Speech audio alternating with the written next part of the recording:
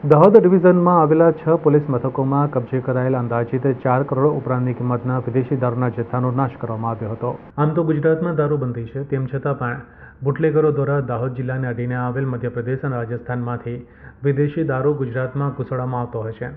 ત્યારે પોલીસ દ્વારા વાહન ચેકિંગ તેમજ બાતમીના આધારે દારૂ ઝડપી પાડવામાં આવે છે।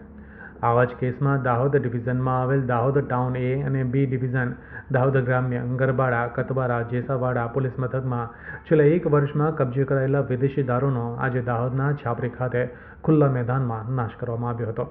છેલ્લા 1 વર્ષ દરમિયાન કબજે કરાયેલા વિદેશી દારૂનો નાશ કરવા માટે કોર્ટની મંજૂરી લીધા પછી દાહોદ પ્રાંત અધિકારી, ડીવાયએસપી, પોલીસ સહિતના પોલીસ અધિકારીઓની ઉપસ્થિતિમાં 4 કરોડ ઉપરાંતની કિંમતના વિદેશી દારૂના જથ્થા ઉપર રોડ રોલર અને બુલડોઝર ફેરવી દારૂનો નાશ કરવામાં આવ્યો હતો। બુલડોઝર ફરતાની સાથે જ મેદાનમાં દારૂની રેલમછેલ થઈ ગઈ હતી।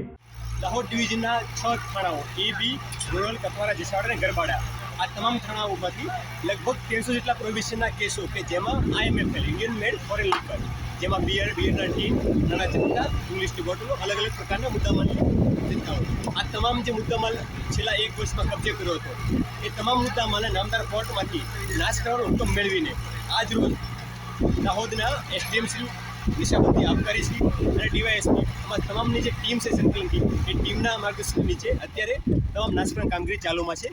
મુદ્દામાલ જે હાલમાં ઉતારી રહ્યો છે જીસી દ્વારા ફેલાવી અને રોલર દ્વારા નાશ કરવામાં આવશે।